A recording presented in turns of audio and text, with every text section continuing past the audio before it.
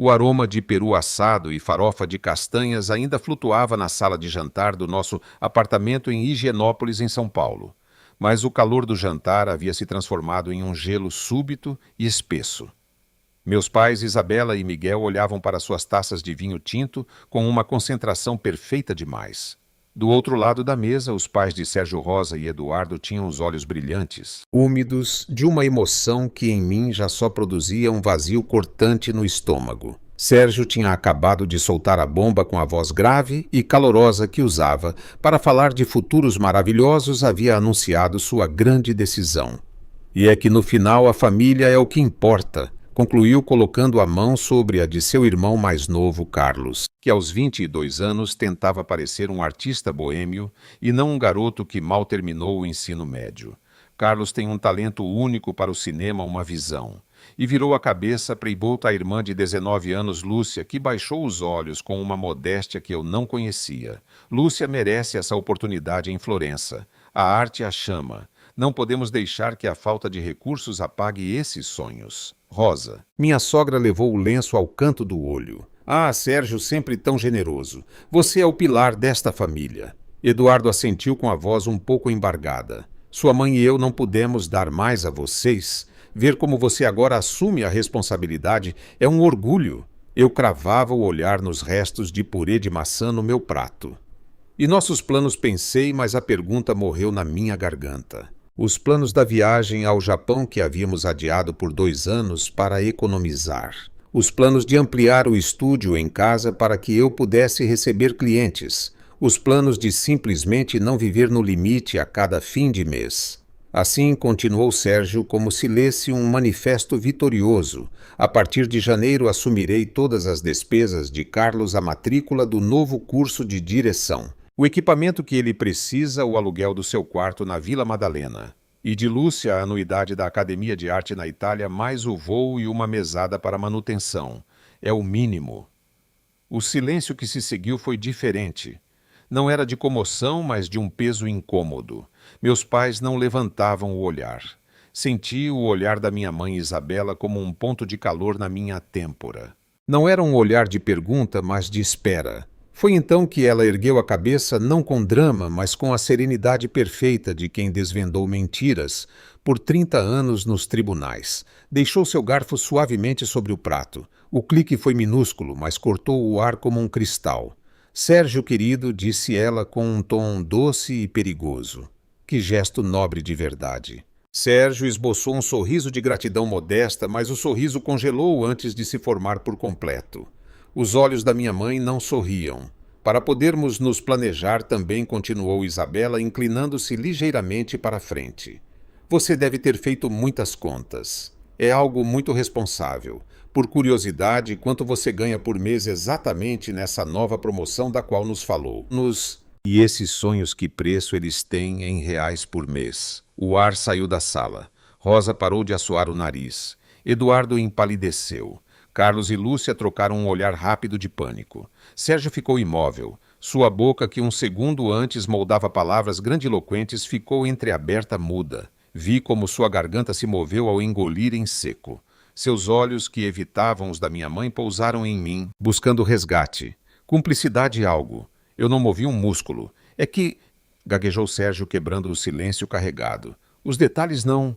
Isabela, não é uma questão de quantias frias, é um investimento no futuro deles. Todo investimento tem um custo inicial e uma manutenção, replicou minha mãe, sua voz ainda mais suave. E mais quando se assume de repente para 2 pessoas adultas. Eu me pergunto como isso afetará o futuro de vocês, o seu Sérgio e o de Flávia. Aí estava meu nome, Flávia, no meio da mesa como um objeto esquecido que finalmente alguém apontava. Isso não será um problema, interveio Rosa com uma risada forçada. Flávia é uma garota prática. Ela entenderá que a família vem em primeiro lugar. Além disso, ela sempre diz que não se importa em gastar menos com caprichos. Caprichos, pensei. A sessão com o fisioterapeuta para minhas costas lesionadas, depois de tantas horas em frente ao computador, os materiais de qualidade para meu trabalho de designer, o fundo, que comecei a guardar real por real para talvez um dia ser mãe. Senti uma pressão no dedo anelar.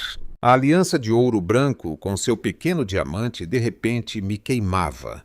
Era o símbolo de todas as promessas que estavam se rachando ali mesmo naquela mesa com restos de peru.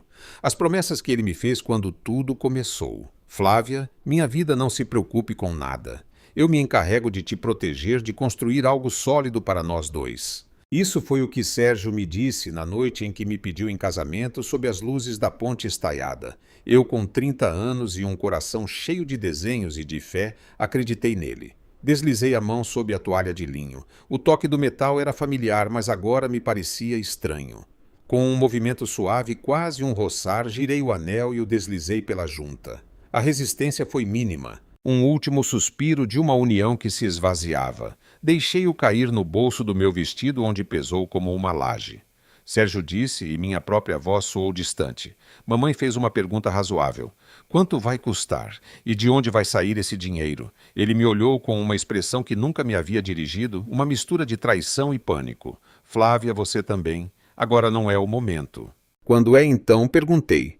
Depois que você tiver assinado as notas promissórias, depois que tivermos pedido um empréstimo, não será preciso. Nenhum empréstimo, explodiu Eduardo batendo na mesa com a palma da mão. O talher saltou. Entre todos nós nos ajeitamos. Você tem suas economias, Flávia. Aquele fundo que sua avó te deixou, isso é para as urgências da família.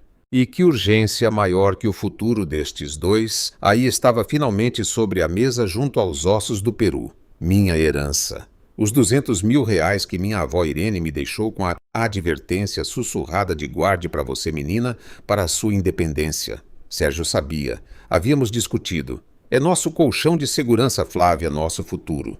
Nosso.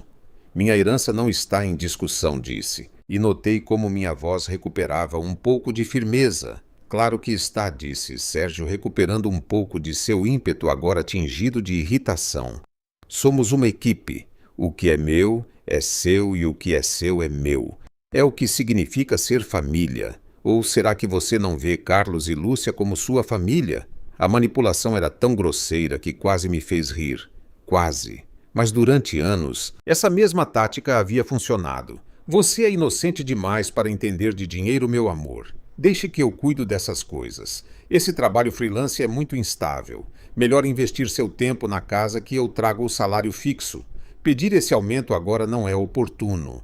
Parece que você só pensa no material. Carlos aproveitou a brecha. Se você realmente me apoia, Flávia, este seria o empurrão. Com esse dinheiro eu poderia comprar a câmera que preciso. É um investimento. Eu te devolverei quando meu primeiro curta ganhar no Festival de Gramado. Lúcia assentiu com entusiasmo. E eu, a academia é caríssima, mas é a melhor. Com sua ajuda, eu seria a primeira da família a ter um diploma internacional. Seria sua irmãzinha orgulhosa. Eu os olhei. Seus rostos cheios de uma expectativa voraz. Já não me pareciam jovens e sonhadores. Pareciam-me aproveitadores famintos. E Sérgio, meu marido, era o caçador que lhes havia apontado minha despensa. Preciso de um momento, disse, levantando-me. As pernas me tremiam ligeiramente. Flávia, não dramatize, disse Sérgio com um tom de fastio final. Não respondi. Caminhei pelo corredor, afastando-me dos murmúrios que explodiram às minhas costas. Entrei no banheiro e fechei a porta com a tranca.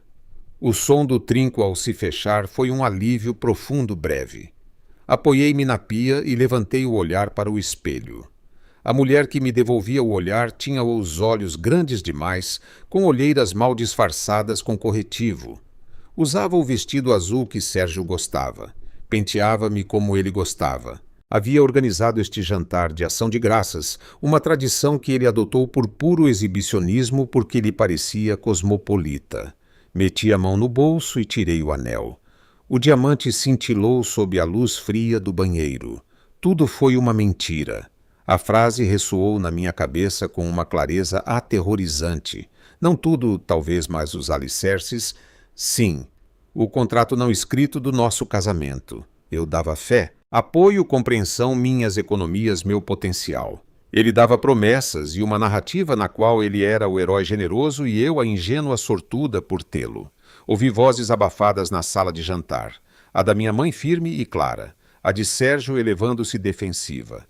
A de Rosa queixosa. Olhei o anel na minha palma. Já não era um símbolo de amor, era um recibo. O recibo de tudo o que eu havia pago e de tudo o que me exigiam que pagasse ainda. Não chorei.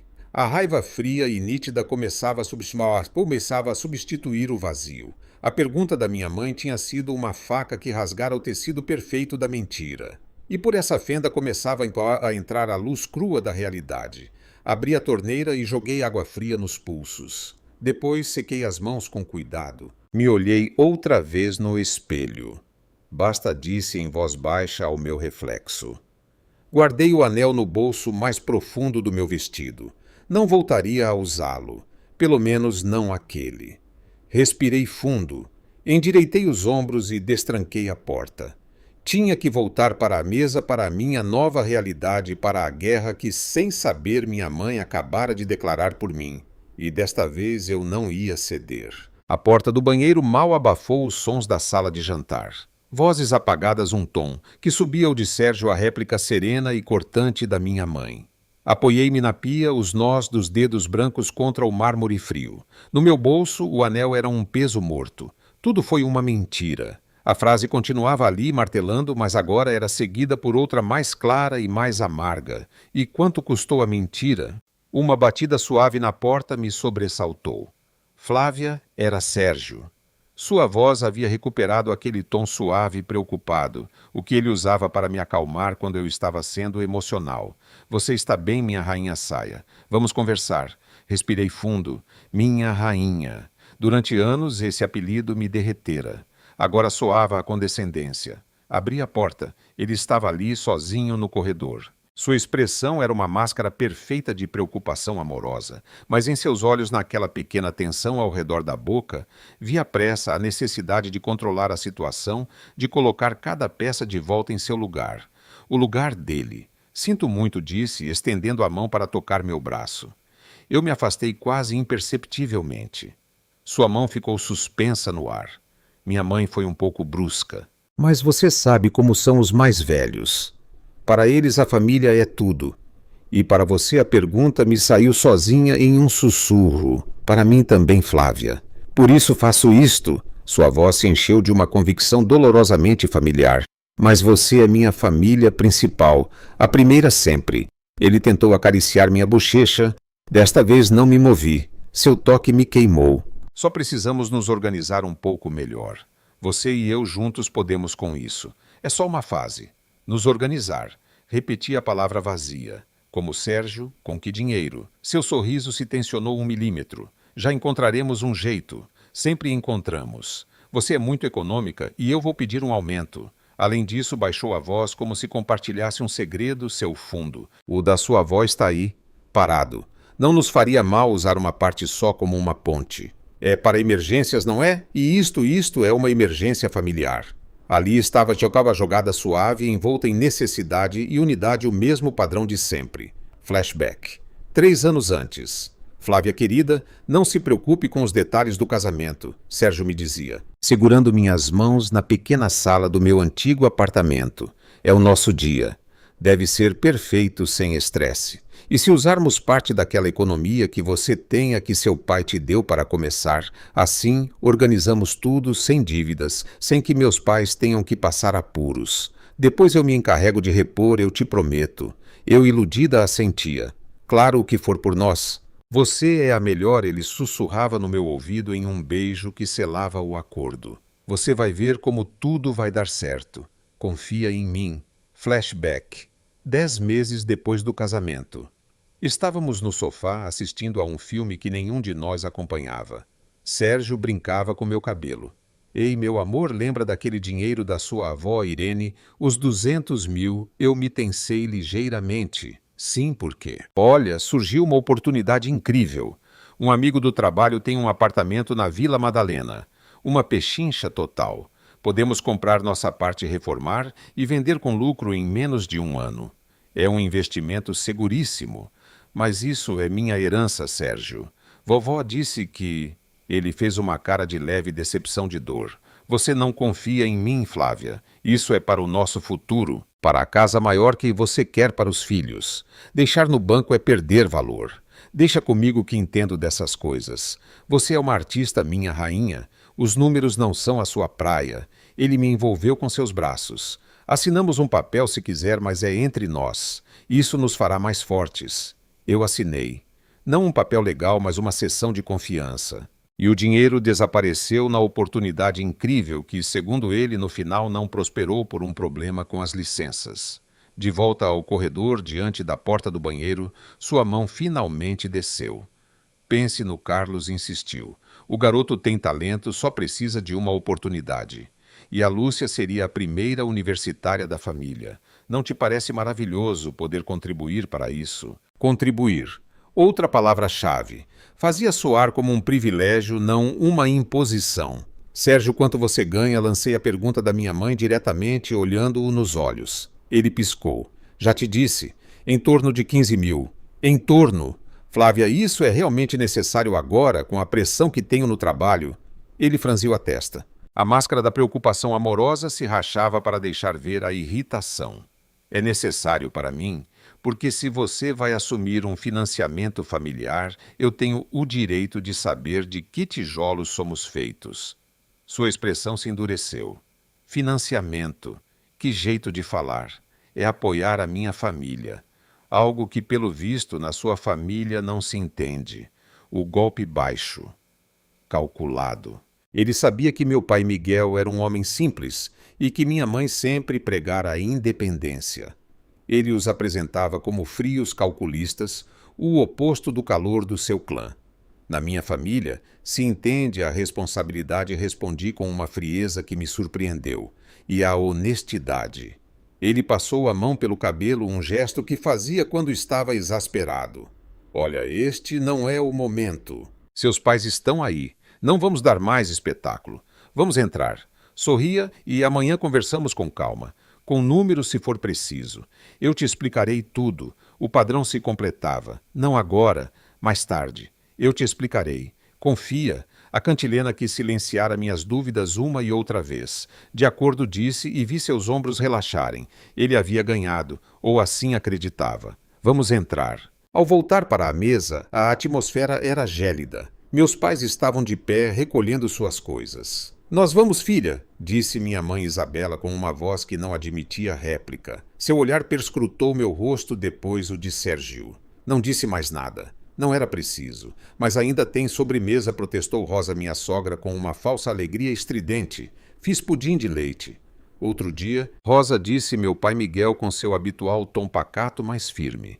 Deu um beijo na minha bochecha. Cuide-se, Flávia. Em seu olhar havia uma pena silenciosa e algo mais uma advertência. Quando a porta se fechou atrás deles, o silêncio foi absoluto. Depois explodiu. Que modos bufou Eduardo, servindo-se de outro conhaque com a mão trêmula. Vir à casa alheia e pôr em dúvida a palavra do meu filho. Pai, por favor, disse Sérgio, mas sem muita força. Não, Sérgio, ele tem razão, disse Rosa, limpando uma lágrima falsa. Vê-se que a menina está muito influenciada pela mãe. A advogada pronunciou a palavra como se fosse um insulto. Medem tudo em dinheiro. Não entendem o coração. Carlos encolheu os ombros olhando para o celular. Eu só digo que se não for agora, perco o prazo da matrícula. Já resolveremos, filho, disse Sérgio com uma fadiga que agora me pareceu teatral. Ele olhou para mim, esperando meu assentimento, minha submissão. Preciso de ar, disse. E, sem esperar resposta, peguei meu casaco e saí para a sacada. A noite paulistana era fresca, os ruídos da cidade distantes. Abracei a mim mesma. Lá dentro, ouvia suas vozes agora mais baixas, conspiratórias. As palavras não eram claras, mas o tom era. Queixa, autocompaixão, urgência. Meu celular vibrou no bolso. Uma mensagem da minha mãe amanhã. Café Belas Artes. 10 da manhã. Venha sozinha. Não diga nada a ninguém. Meu coração deu um pulo. Alívio e medo em partes iguais. Alguém tinha um plano. Eu já não tinha. Horas depois, na cama, a guerra continuou em sussurros. Sérgio virou-se encarando-me. O quarto estava escuro, mas senti o peso de seu olhar. Hoje você me deixou sozinho, disse sua voz, um fio de acusação na escuridão. Eu te fiz uma pergunta, respondi. Você me colocou entre a espada e a parede na frente de todos. Você não confia em mim, a tática clássica virar a culpa. A confiança não é cega, Sérgio. Preciso de dados, números. Ele suspirou. Um suspiro longo e carregado de paciência esgotada. Olha, vou ser totalmente sincero. Ele se aproximou. Seu hálito cheirava a conhaque. O aumento ainda não está confirmado, mas vai estar. Meu chefe me deu a entender. Quanto você ganha realmente? Insisti, fincada nesse ponto como um prego. Houve um silêncio depois, quase um sussurro. 8.000. Com sorte. O número caiu como uma pedra no meu estômago. Ele vinha mentindo para mim há meses. 8.000. E pensava em sustentar 2 adultos, pagar cursos, aluguéis, manutenção. Com que Sérgio, com nosso dinheiro, disse elevando a voz. Com o que economizarmos com você, reduzindo alguns gastos com aquele fundo, Flávia. Se não ajudarmos agora, Carlos vai ficar à deriva. Lúcia perderá sua oportunidade. Você quer isso na sua consciência, na minha consciência. A carga moral. Se eu negasse, seria a má, a egoísta, a que quebrou sonhos. Não é minha responsabilidade, disse, mas minha voz soou fraca, duvidosa. Claro que é. Ele se sentou na cama. Você é minha mulher. O meu é seu e o seu é meu. Para o bem e para o mal. Isto é um mal momentâneo. Ou você só está aqui para os bens? Fiquei sem palavras. A manipulação era tão contundente que me paralisou. Ele notou minha hesitação. Sua voz se suavizou, tornou-se sedosa, íntima. Minha rainha, eu sei, é muito. Te peço muito. Mas você é forte, mais forte do que pensa. Juntos podemos com isso. Será um sacrifício, sim. Mas quando virmos Carlos estrear seu filme, Lúcia se formar, seremos parte disso. Teremos construído algo maior que nós. Sua mão buscou a minha sob os lençóis. Vê, não é um gasto, é um investimento. Na família, no nosso futuro como o pilar desta família. As palavras eram melosas, tentadoras. Pintavam um quadro de unidade de legado. E a parte de mim que ainda o amava, a parte que acreditara no conto, por anos queria morder a isca. Queria acreditar que era a heroína dessa história. Deixei-o pensar, murmurei, cedendo terreno. Ele sorriu vitorioso na escuridão. Claro, pense, mas pense com o coração, Flávia, não com a cabeça fria da sua mãe. Ele me deu um beijo na testa. Durma. Amanhã tudo se verá melhor. Logo sua respiração se tornou regular, profunda. Ele dormia. O homem que acabara de confessar que ganhava quase metade do que dizia que planejava financiar os sonhos de outros com minha herança e meu trabalho dormia placidamente. Eu não conseguia fechar os olhos. Com extremo cuidado, deslizei para fora da cama. Peguei seu celular da mesa de cabeceira. Eu sabia a senha. Sempre fora um sinal de confiança. Agora era uma ferramenta. Tranquei-me no banheiro novamente, com o coração batendo nas costelas. Abri seu WhatsApp. Procurei o grupo da família. Família Oliveira. A base. A última mensagem era de 1 hora atrás. De Rosa. Sérgio Filho. Tranquilo. A menina no final vai ceder. É boa moça. Só está confusa por causa da mãe.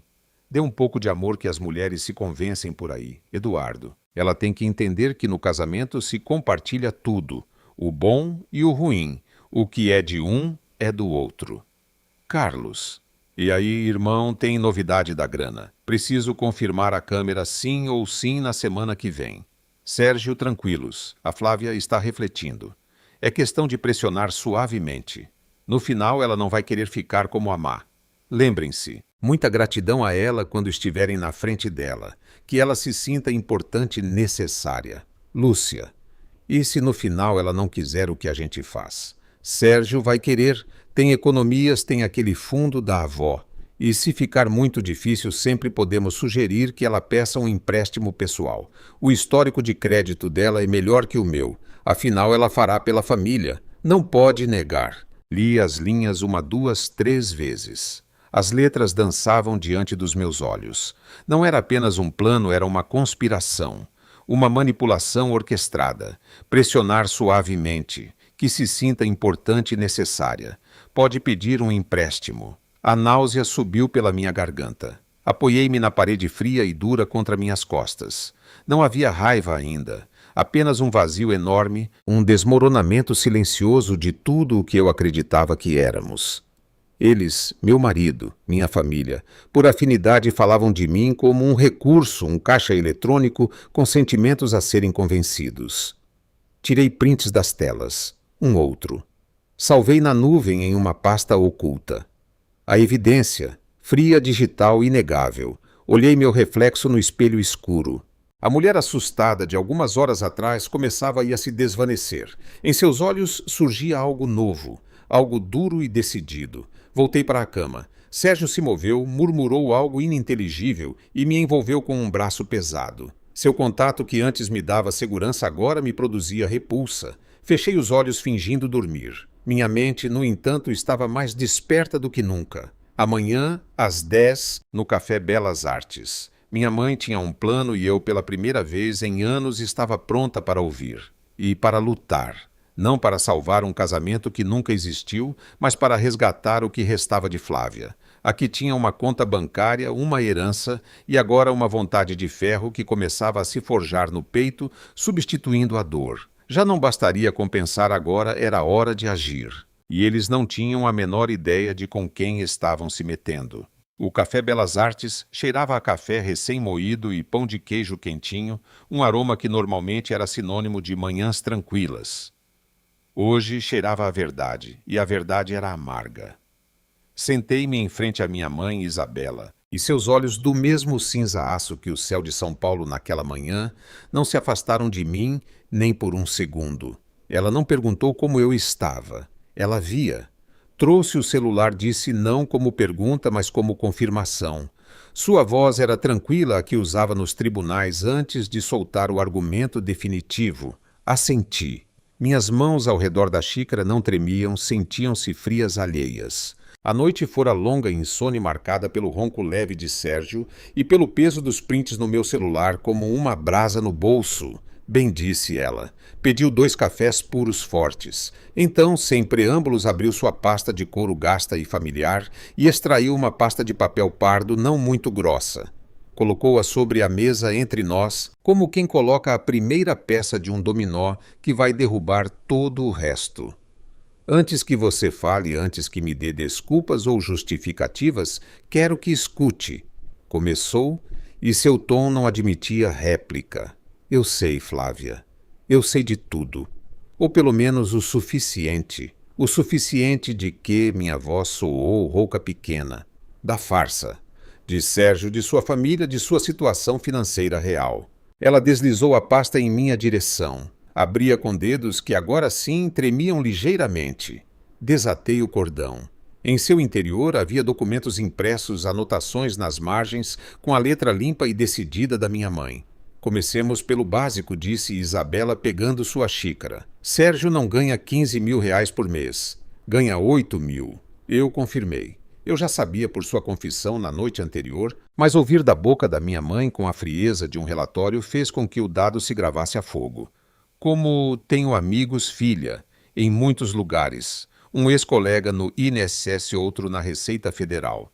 Não é legal, mas é necessário. Quando um homem olha nos olhos da sogra e não consegue dizer quanto ganha enquanto anuncia que vai financiar 2 vidas, algo cheira a podre. Bebeu um gole de café. Sua promoção de 6 meses atrás foi, na verdade, uma mudança lateral de departamento sem aumento. Seu chefe, a propósito, está prestes a demitir metade da equipe. A empresa não vai bem. Cada palavra era uma martelada. E Carlos e Lúcia. Os sonhadores. Isabela esboçou um sorriso amargo. Carlos, o futuro cineasta, tem um emprego de meio período em uma loja de celulares que ele esconde. Seus curtas ele sobe para uma plataforma onde tem 43 inscritos. O curso de direção que ele precisa urgentemente custa R$ 3.500 por mês, mas ele solicitou 3 bolsas de estudo, todas negadas por baixo rendimento acadêmico. Ele não abre um livro na vida. Levei as mãos ao rosto. Lembrei-me de Carlos falando com fervor de plano-sequência e narrativas disruptivas, enquanto no jantar devorava um filé caro que nós pagávamos. Lúcia continuou minha mãe com um traço de pena. Sim, ela quer estudar, mas não arte em Florença. Ela quer um curso técnico de design gráfico aqui mesmo em São Paulo. Custa uma fração. No entanto, Sérgio e seus pais alimentaram a fantasia da artista na Itália. É mais glamouroso, mais caro, mais digno de sacrifício. Meu Deus, murmurei entre os dedos. Ei. Eduardo e Rosa, prosseguiu Isabela, sua voz implacável. Tem uma aposentadoria decente e um financiamento quase pago. Poderiam ajudar modestamente. Em vez disso, tem pressionado Sérgio, e por consequência você para que assumam o futuro dos pequenos. É uma tradição familiar ao que parece. O filho mais velho, o pilar. Sérgio acreditou no papel perfeitamente, mesmo sem ter base para sustentá-lo. Levantei o olhar. Os olhos da minha mãe agora tinham uma dureza compassiva. Por que, mãe? Porque eu... Ela suspirou e por um instante a advogada desapareceu e só restou minha mãe com suas rugas de preocupação. Porque você é boa, Flávia. Porque você é leal. E porque você tem algo que eles querem: estabilidade. Um fundo de emergência que eles não tocaram e uma profissão que, embora instável, gera renda. Você é no cálculo deles o ativo perfeito, submissa, apaixonada e com economias. A palavra cálculo me atingiu. Tudo era um cálculo. O romance, os gestos, as promessas e a herança da vovó Irene. Perguntei quase sem fôlego. O rosto de Isabela se ensombreceu. Essa é a pior parte. O apartamento na Vila Madalena. A oportunidade incrível. Não existiu, Flávia. O mundo parou. O que não existiu? Ou sim existiu, mas Sérgio nunca investiu nele. Segundo minhas investigações, esse dinheiro foi para outras coisas: pagar dívidas antigas de Eduardo de quando ele tentou montar um negócio, um carro novo para Carlos Caprichos. Sérgio mentiu para você. Mentiu descaradamente. Um som estranho saiu da minha garganta entre o riso e o choro. Os 200 mil reais da minha avó, o colchão de segurança, o fundo para nosso futuro dissipado em dívidas, carros e caprichos da família dele. E eu acreditando em seu arrependimento quando ele me disse que o investimento não tinha dado certo. Não se preocupe, minha rainha. Essas coisas acontecem. O importante é que estamos juntos. Juntos. Juntos na mentira. São ladrões, disse, e a palavra seca e cortante surpreendeu a mim mesma. Eles me roubaram. Pior que ladrões, corrigiu Isabela com calma glacial. São estelionatários emocionais. Roubaram sua confiança, sua segurança e te fizeram acreditar que era para o seu bem, para o bem da família. É o golpe mais antigo do mundo e o mais sujo. Ela pôs a mão sobre a minha firme. Mas agora você sabe. Agora você pode parar isso. Como a pergunta era um suspiro de derrota. Como se para isso sou casada com ele. Tudo é uma bagunça. Não, não é. O brilho voltou aos seus olhos. O brilho da estratégia. Seu casamento é de separação total de bens. Foi a coisa mais sensata que você fez. Por insistência minha, lembra? Um lampejo de memória. A discussão antes do casamento. Sérgio queria comunhão parcial. É o normal, Flávia. É um símbolo de que compartilhamos tudo. Minha mãe se opôs com unhas e dentes. Não é desconfiança, é bom senso.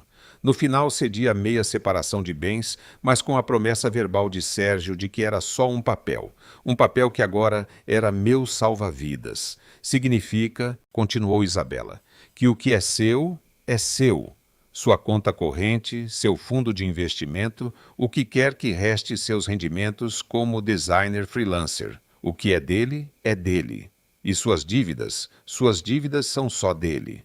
Mas o apartamento está no nome dos dois com financiamento. Isso sim é comum.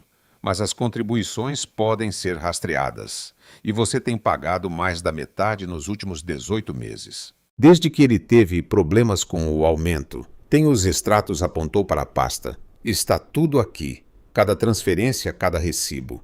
Olhei para ela sobrecarregada. Ela estivera investigando em silêncio, meticulosamente, como a hábil advogada que foi, como a mãe loba que era. O que eu faço, mãe? A pergunta já não era de derrota, mas de um princípio de clareza, de desespero direcionado. Ela se inclinou para a frente, seus olhos cravados nos meus. Escute-me bem, Flávia. Você tem duas opções. A primeira, confrontá-lo agora com tudo isso. Provocar uma cena monumental, provavelmente o divórcio, e um processo longo e sujo onde eles tentarão por todos os meios tirar algo de você, pintando-a como a egoísta que abandonou a família na necessidade. E a segunda, A segunda disse ela. E um sorriso frio calculista apareceu em seus lábios. É jogar o jogo deles. Mas melhor que eles. Jogar. Eu não entendia. Sim. Fazer-se de submissa, de convencida. Dar corda. Deixar que mostrem suas cartas, que se sintam confiantes. E enquanto isso você prepara o terreno, protege o que é seu, reúne mais provas. E quando estiverem tão seguros de sua vitória que já estejam gastando o dinheiro que não têm, então você os derruba. Um arrepio me percorreu. Não era medo. Era algo diferente. Uma descarga elétrica de poder, de possibilidade. Como se faz isso? Isabela pegou-lhe um bloco e uma caneta. Passo a passo. Primeiro mude as senhas de todas as suas contas bancárias, do seu e-mail, de tudo. Agora mesmo. Segundo, tire uma cópia de todo documento importante, escritura do apartamento, contratos, suas declarações de renda. Traga para mim. Terceiro, comece a tirar de casa, pouco a pouco, o que for valioso e só seu. Joias, objetos, seus cadernos de design. Diga que é para limpá-los, restaurá-los. Leve para minha casa. Sérgio vai perceber. Não se você for inteligente. Se você interpretar seu papel. Lamente-se por sua reação de ontem. Diga que estava sobrecarregada, que sua mãe te pressionou, que você quer ajudar, mas que precisa ver os números, que quer fazer direito. Que está disposta a vender meu carro, por exemplo, para contribuir. Meu carro. Pisquei. É uma armadilha, filha. O carro já não está no seu nome. Eu o transferi para o meu nome ontem. Se eles tentarem vendê-lo, terão uma surpresa. Mas a oferta os fará acreditar que você mordeu a isca. Sua mente era uma máquina perfeita. Quarto e mais importante, você precisa de um advogado. Eu tenho alguém discreto e brilhante, especializado em direito de família e em tirar pessoas de situações de manipulação econômica. Você acha que me manipularam? A pergunta soou ingênua até para os meus ouvidos. Isabela me olhou com uma ternura infinita e triste. Flávia querida, eles vêm fazendo isso há anos. Você é inocente demais para lidar com dinheiro, deixa comigo que eu sei. Isso é um capricho, nós devemos priorizar a família. Te soa familiar. Cada frase era um eco dolorosamente familiar. Eram os mantras do meu casamento. E eu aceitara acreditando que era amor, que era proteção. Senti-me tão tola. Não tola, corrigiu ela com firmeza. Apaixonada e confiante. E eles abusaram disso. Mas isso acabou. Sua mão apertou a minha. A partir de hoje você deixa de ser Flávia, a esposa crédula. A partir de hoje você é Flávia, a que vai recuperar sua vida. Está comigo? Olhei-a nos olhos. Vi neles a força que eu não tinha. A raiva contida, o amor feroz. E algo se endureceu dentro de mim. A dor, a traição, a humilhação se compactaram em um núcleo frio e determinado. Já não era só tristeza, era ira. Uma ira silenciosa e clara. Estou com você, disse. E minha voz já não tremia. Soava plana, firme. Bem assentiu ela, satisfeita. Agora a parte difícil. Você tem que voltar para casa.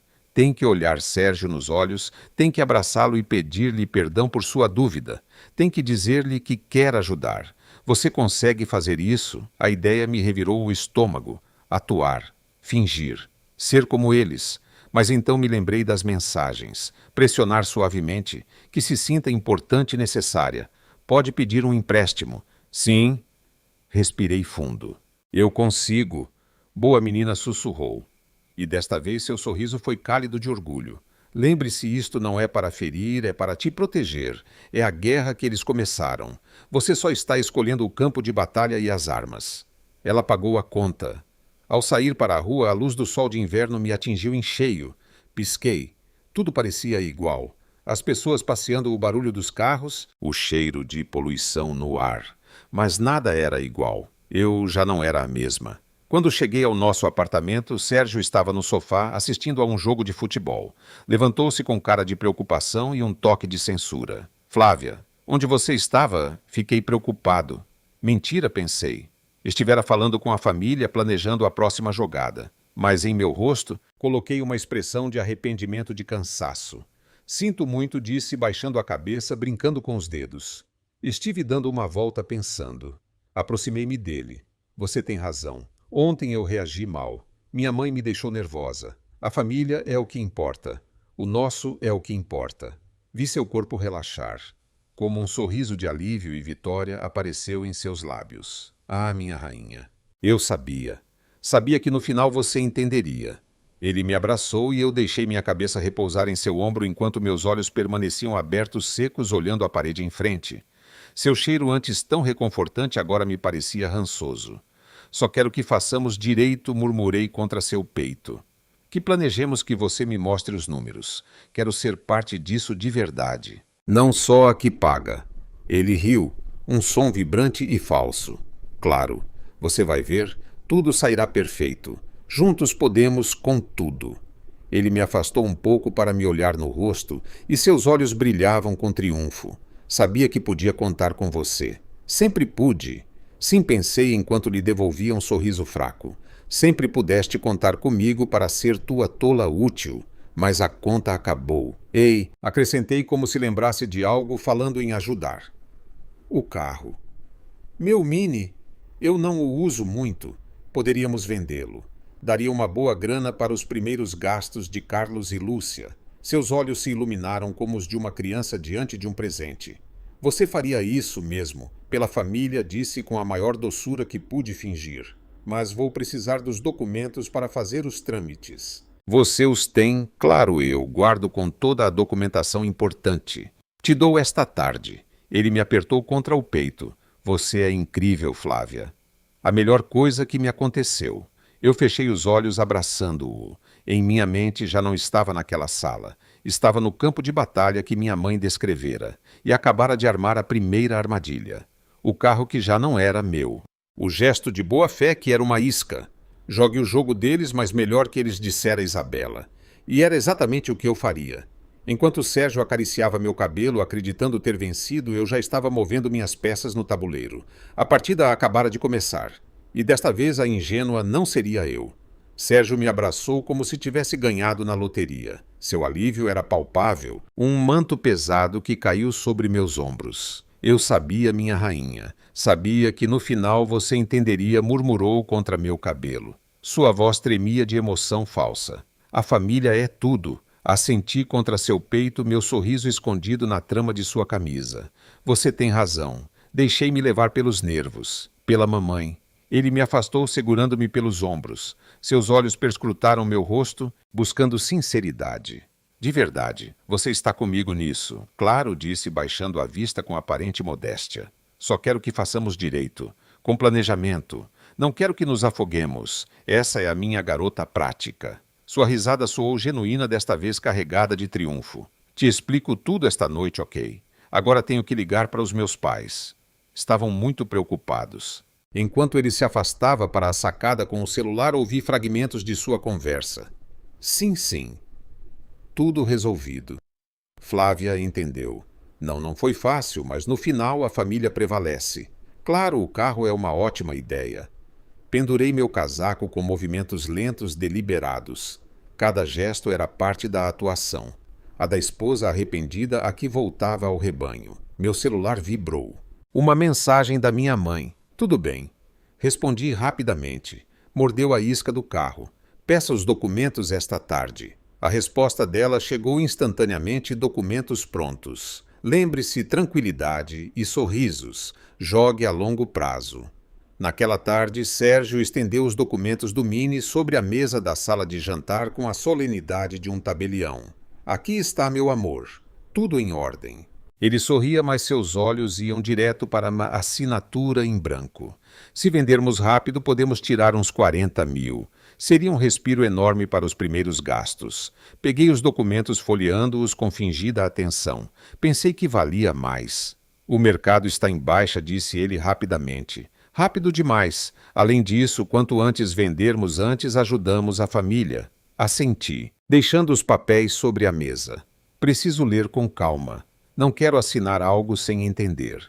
Seu sorriso se tensionou. Flávia confia em mim. Eu já revisei. Claro que confio, disse, pondo uma mão sobre a dele. Mas depois daquilo da herança da vovó, quero ter certeza para não cometer erros. Entende, Vi, como ele engoliu em seco. O golpe baixo, sutil. Recordá-lo de sua maior mentira. Sim, claro, disse, retirando a mão. Leve o tempo que precisar, mas o Carlos precisa confirmar a matrícula até sexta-feira. Então temos tempo, sorri docemente. Amanhã eu assino. No dia seguinte, a família Oliveira chegou em peso para o que Rosa chamou de reunião de planejamento familiar. Rosa me abraçou como se eu fosse uma filha pródiga. Ah, Flávia, eu sabia que seu bom coração falaria mais alto. Eduardo me deu uma palmada nas costas. É assim que se faz filha. A família unida. Carlos nem me olhou. Foi direto a Sérgio Irmão sobre a câmera e encontrei o modelo. São 15 mil, mas se eu comprar esta semana tem um desconto. Lúcia sentou-se ao meu lado pegando minha mão. Obrigada, Flávia. De verdade, isso significa tudo para mim. Seus olhos brilhavam, mas não de emoção. Brilhavam de ambição. De nada disse, retirando minha mão suavemente. Vamos falar de números. O Sérgio me disse que sua matrícula em Florença são 60 mil por ano certo. Ela assentiu emocionada. Sim, mais o voo e uns 5 mil por mês para viver. É o mínimo. 5 mil por mês, repeti fazendo cálculos mentais em voz alta. Isso dá 60 mil por ano. Mais a matrícula 120 mil, mais os gastos do Carlos. Olhei para Sérgio. Querido, você fez um orçamento total. Todos ficaram calados. Rosa piscou. Eduardo pigarreou. O Sérgio disse que com o seu carro e alguns ajustes... Começou Carlos. O carro vai dar uns 40 mil, interrompi suavemente. Isso cobre a câmera e pouco mais. Faltam, calculem, uns 150 mil por ano só para os estudos básicos, sem contar emergências, material, viagens. A sala se encheu de um silêncio incômodo. A Flávia tem razão, disse Sérgio forçando um sorriso. Por isso, devemos ser criativos. Seu trabalho freelance vai bem, não é? Você poderia pegar mais projetos. Aí estava a primeira tentativa direta. Eu poderia tentar, disse, baixando a vista. Mas é instável. Não é como seu salário fixo. Rosa se inclinou para a frente. E o seu fundo, querida, o da sua avó, poderia ser o colchão perfeito para os primeiros anos. Contive a respiração. Diziam isso com tanta naturalidade como se fosse seu direito. Esse dinheiro não está disponível, disse, brincando com a borda da minha manga.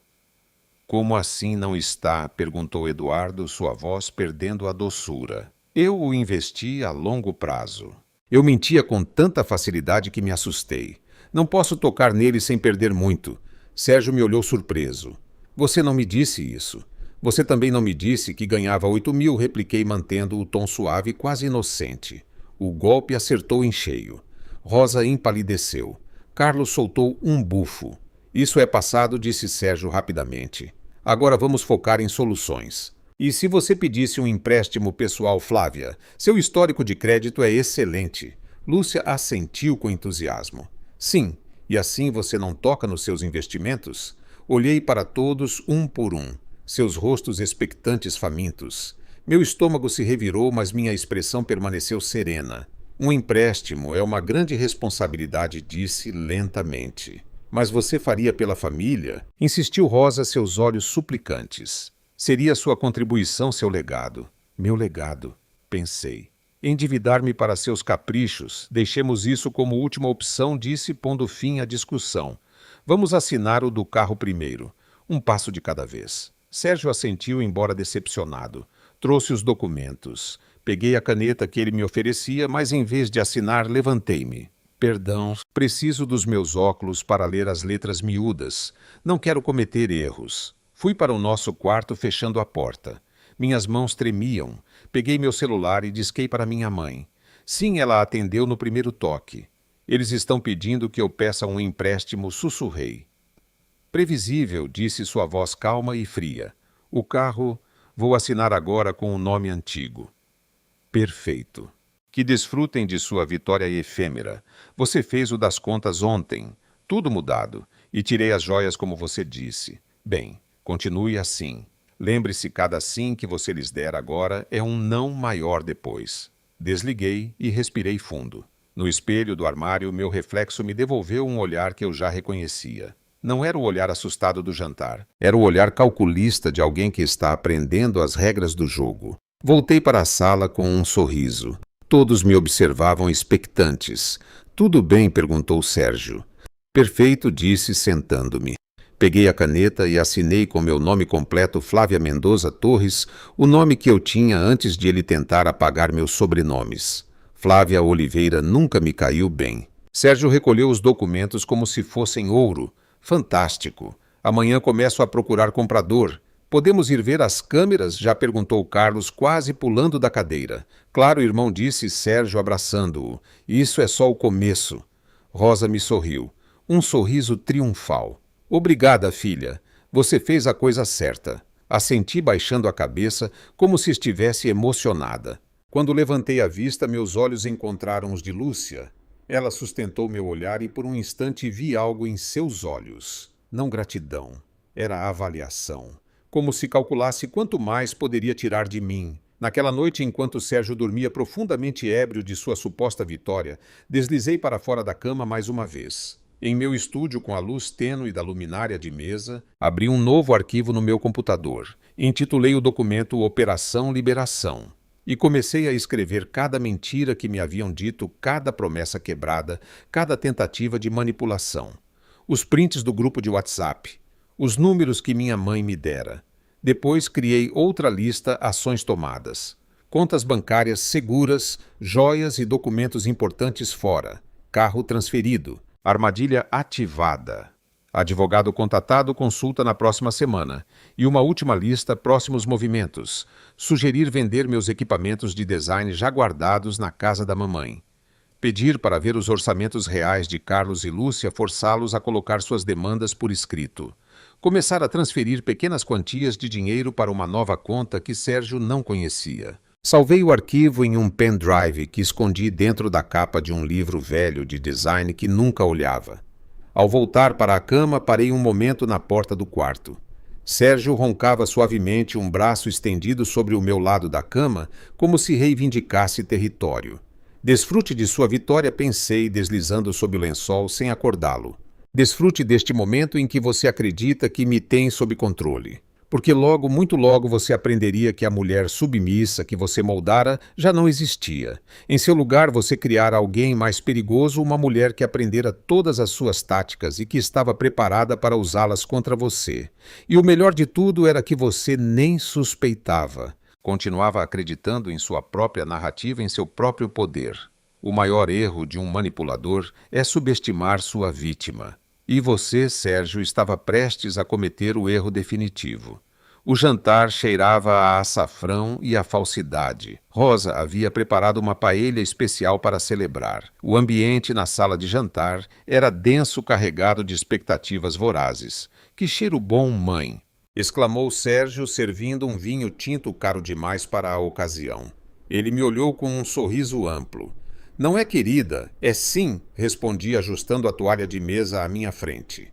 Cada gesto era calculado. Eu usava o vestido azul que ele tanto gostava, o que dizia que me fazia parecer dócil. Carlos chegou direto do trabalho cheirando a colônia barata e ambição. Irmão, trouxe os folhetos das câmeras. A Sony Alpha que te falei?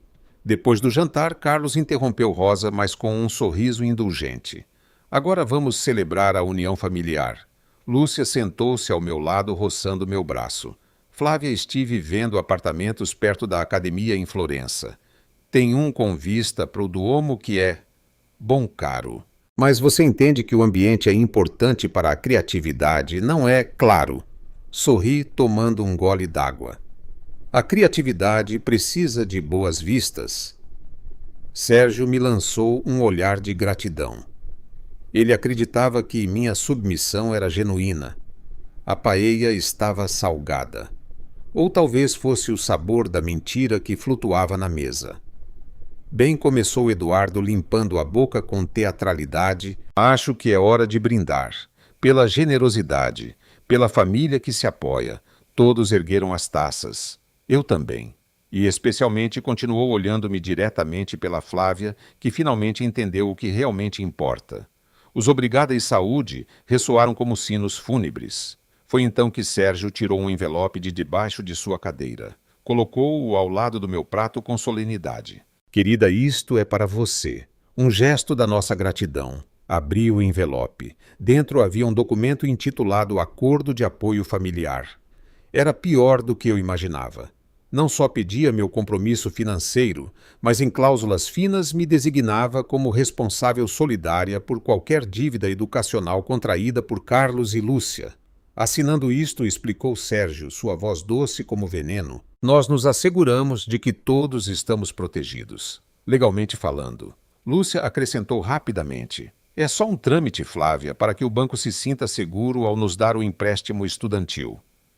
O empréstimo repeti, folheando as páginas. Tecnicamente você o pediria? Esclareceu Carlos com um sorriso que não chegava aos olhos.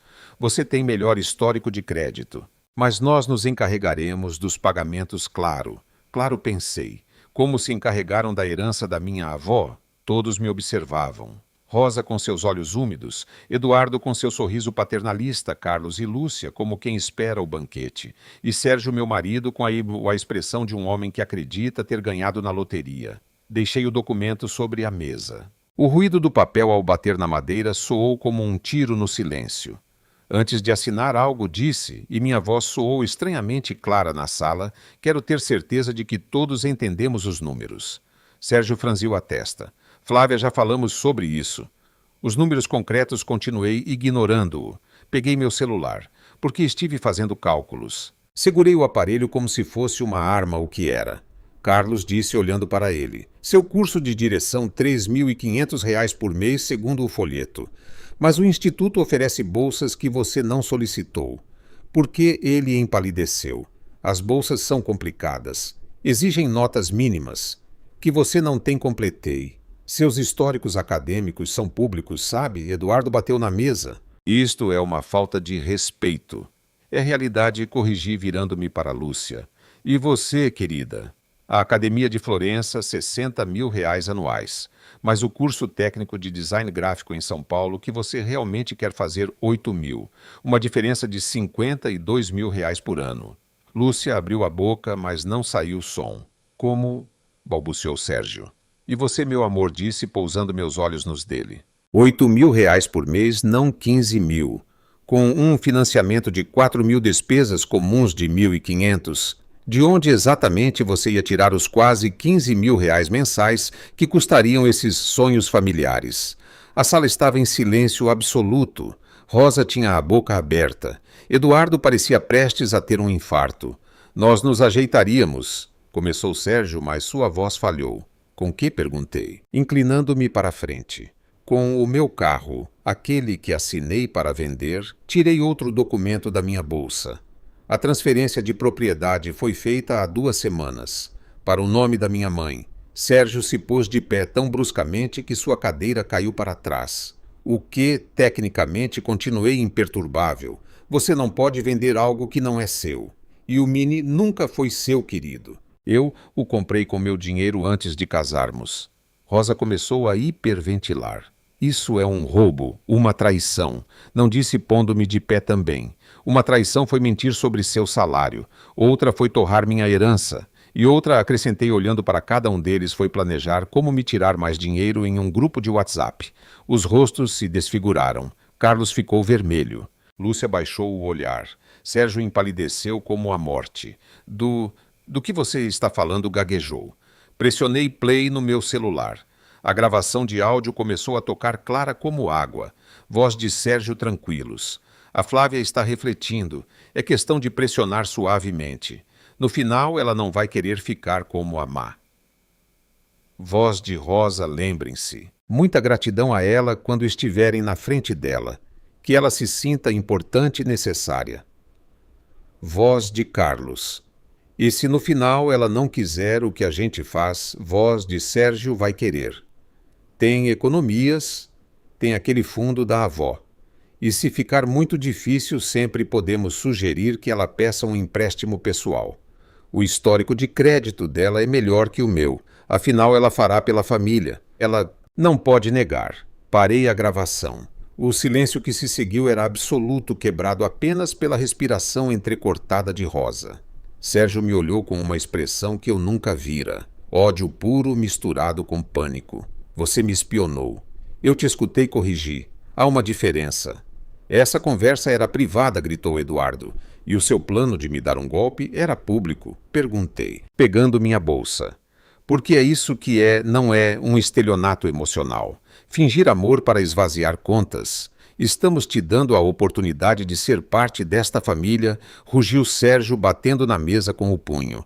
Os pratos saltaram. Eu já não sentia medo. Apenas uma frieza gloriosa. Não quero ser parte de uma família que me vê como uma carteira com pernas. Lúcia finalmente encontrou sua voz. Você é uma egoísta. Sempre foi. Nunca nos aceitou. Olhei para ela e pela primeira vez vi a menina mimada por trás da máscara de artista. Eu aceitaria qualquer um que não tentasse me roubar. Até você.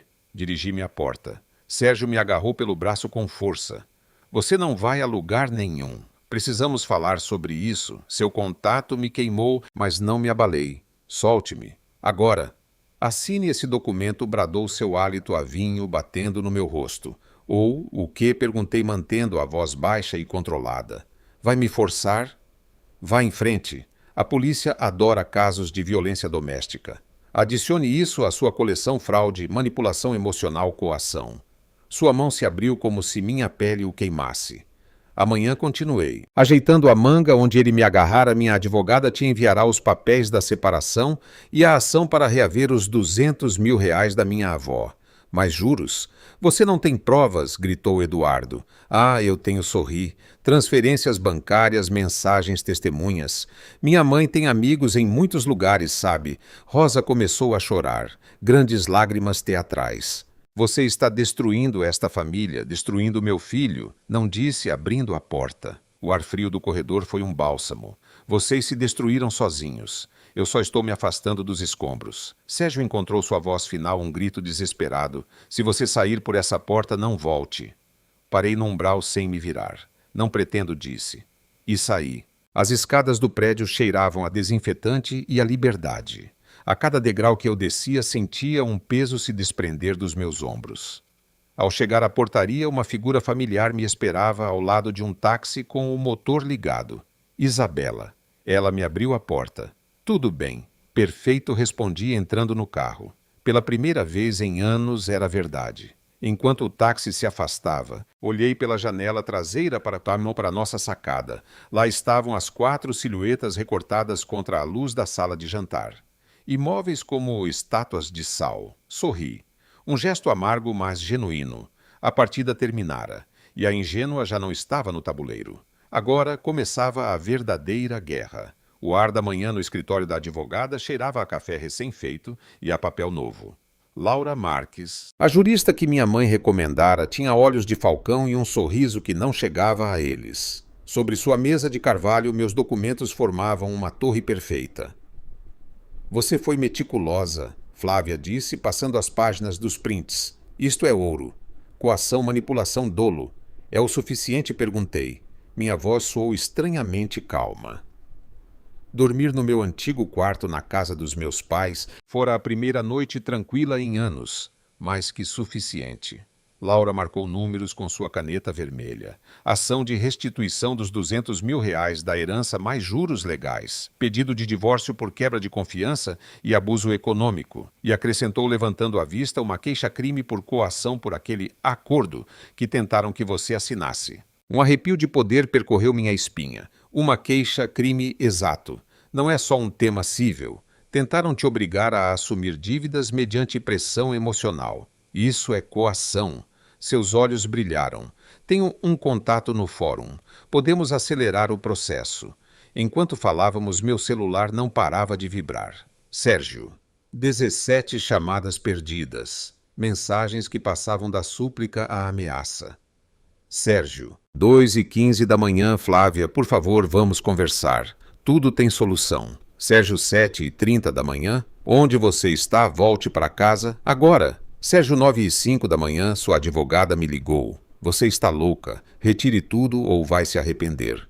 Sérgio, 9h47 da manhã. Estou te dando uma última oportunidade. Volte e conversamos como adultos. Não respondi. Em vez disso, tirei prints. Cada mensagem era um prego a mais em seu caixão legal. E o tema do trabalho perguntei. Ele disse algo sobre um aumento iminente. Laura sorriu um sorriso de predadora. Investiguei. A empresa dele, a Technosolutions, está em reestruturação. Vão demitir 30% da equipe. O chefe direto dele já está na lista. O aumento era fumaça. Ela passou um relatório. De fato, tenho aqui um e-mail interno onde falam do seu baixo rendimento nos últimos trimestres. Ele pode perder o emprego em semanas. O círculo se fechava. Seu castelo de cartas construído sobre mentiras desmoronava por todos os lados. Faça disse e a firmeza da minha voz me surpreendeu até mesmo a mim. Tudo. E rápido. O primeiro golpe caiu ao meio-dia. Minha mãe, de seu tablet, enviou todos os prints e a gravação de áudio para o grupo de família, estendido dos Oliveira tios primos até a tia-avó idosa que vivia em Santos.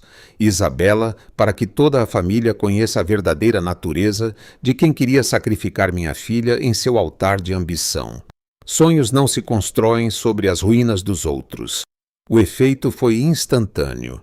Meu celular silenciado iluminou-se com dezenas de notificações. Primeiro mensagens de apoio de parentes distantes que nunca haviam se atrevido a falar. Depois as réplicas. Rosa no grupo, isso são mentiras. Flávia nos traiu, nos roubou. Tio Javier, irmão de Eduardo Rosa, eu ouvi a gravação. É a voz do meu sobrinho. Roubar a herança da avó dela. Vergonha vocês deveriam ter.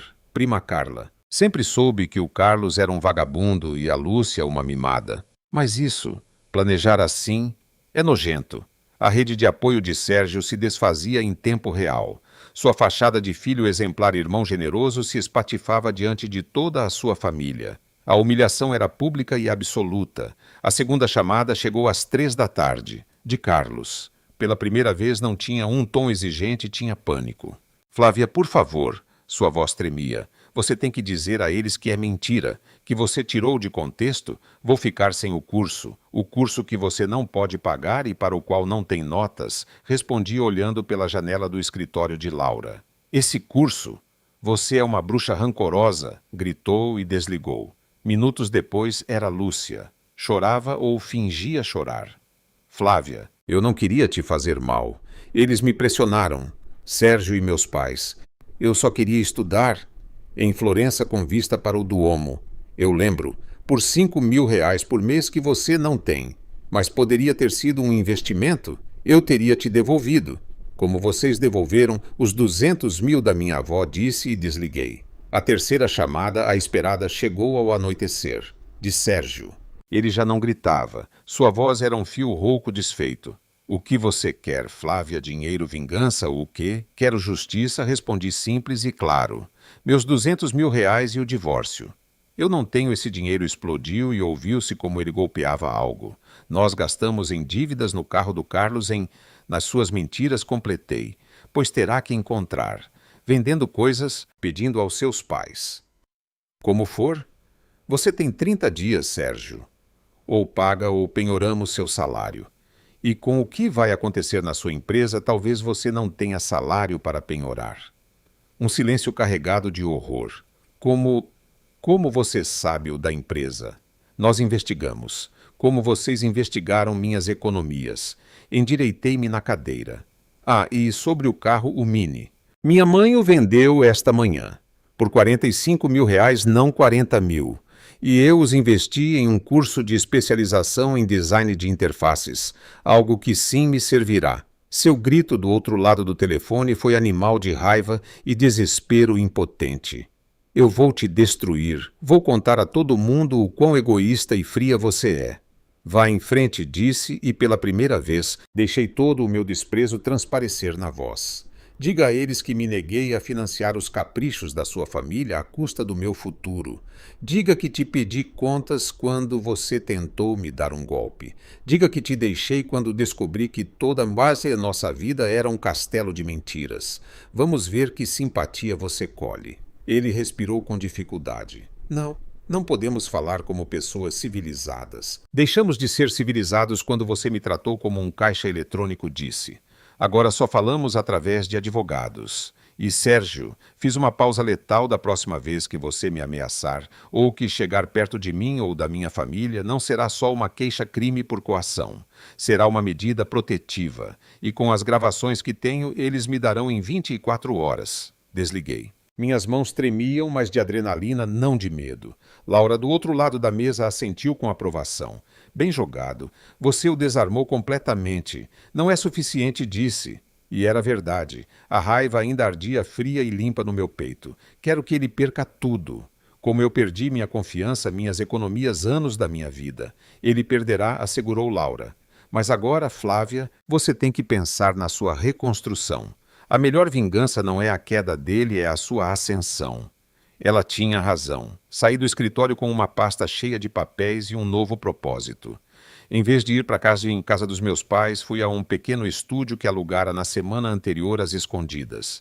Um espaço branco e luminoso no bairro da Graça, vazio, exceto por uma escrivaninha, uma cadeira e meu notebook.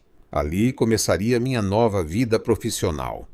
Flávia Mendoza Torres, designer freelancer, sem sobrenomes maritais, sem amarras. Enquanto conectava o notebook, a campainha tocou. Era um entregador, um pacote pequeno. Ao abri-lo, encontrei minha aliança de casamento dentro. Um pedaço de papel amassado com a letra de Sérgio, isto já não me serve. Como você, segurei-a na palma da mão. O diamante tão pequeno agora mal refletia a luz. Em vez de dor, senti libertação. Um símbolo da minha escravidão devolvido. Não o guardei. Saí à rua e me dirigi à joalheria da esquina, uma loja pequena de um homem idoso que conhecera minha avó. Dona Flávia, quanto tempo me saudou o joalheiro seu Arthur? Seu Arthur. Quero vender isto, disse. Colocando o anel sobre o balcão de veludo azul, ele o examinou com sua lupa. É bonito, mas o diamante é pequeno. Posso lhe dar R$ 1.500. Perfeito, disse enquanto ele me contava o dinheiro. Seus olhos sábios pousaram em mim. Um novo começo, algo assim. Ben assentiu sem fazer mais perguntas. Às vezes o metal mais valioso é o que nos liberta do peso. Com os R$ 1.500, não paguei dívidas, não os economizei. Fui a uma loja de eletrônicos. Comprei uma mesa digitalizadora de última geração, a que eu vinha olhando há 1 ano, mas que Sérgio sempre dizia que era um gasto desnecessário. De volta ao meu novo estúdio, desembrulhei-a. Sentia fria e poderosa entre minhas mãos, minha ferramenta para o meu futuro. Naquela noite, na casa dos meus pais, celebrei com um jantar tranquilo. Meu pai Miguel brindou à minha filha, que finalmente parou de buscar aprovação onde só havia exploração. Chocamos as taças. O vinho era doce. A vitória amarga, mas completa. Antes de dormir, revisei meu e-mail. Havia uma resposta a uma das propostas de design que eu enviara dias antes do jantar armadilha. Era de uma startup de tecnologia de São Paulo. Queriam se reunir comigo. O orçamento que ofereciam era o dobro do que eu ganhara no meu melhor mês com Sérgio. Respondi aceitando. Depois abri um novo arquivo de design. A tela em branco já não me dava medo. Dava-me poder. Cada linha que eu traçava era uma reivindicação do meu território, da minha identidade, da minha vida. Olhei pela janela. Em algum lugar da cidade, Sérgio e sua família estariam mergulhados no caos. As dívidas, as acusações mútuas. A família unida se despedaçaria agora que o bode expiatório se negara ao sacrifício. Já não sentia pena nem mesmo raiva. Agora sentia uma calma impiedosa. Eles haviam semeado manipulação e cobiça. Agora colhiam as consequências, e eu, pela primeira vez, estava semeando para mim, para um futuro onde a única coisa que eu assinaria seriam meus designs, e onde a única família que eu financiaria seria a que eu escolhesse construir a partir da igualdade e do respeito, não da exploração e da mentira. A vingança era doce, sim. Mas a liberdade que eu saboreava ao respirar fundo, sabendo que ninguém tinha direito sobre minha vida ou meu dinheiro, essa era a ambrosia. 3 meses depois, o ar cheirava diferente. Não há mentiras domésticas ou paella forçada, mas há café de verdade, há tinta fresca nas paredes do meu novo estúdio e há um silêncio que era meu, só meu. O estúdio na Graça tinha uma janela grande que dava para um pátio interno cheio de vasos. Minha mesa ordenada. Minhas ferramentas as melhores que meu dinheiro podia comprar. Meu dinheiro.